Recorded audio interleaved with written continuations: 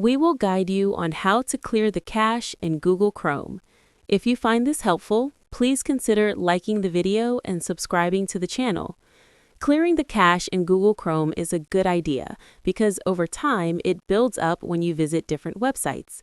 Sometimes when a website or web page is updated, the changes may not show because Chrome is loading the saved cached version.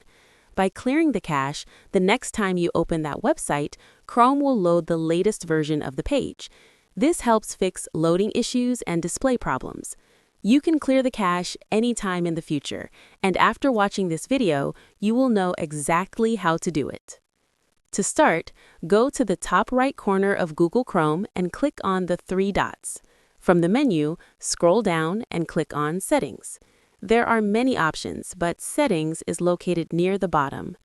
Next, look at the left side and click on Privacy and Security, which is the third option. Under Privacy and Security, find and click on Delete Browsing Data. You will see several options here, but make sure Cookies and Other Site Data and Cached Images and Files are selected. At the top, you can choose the time range. You can select All Time if you want to clear everything.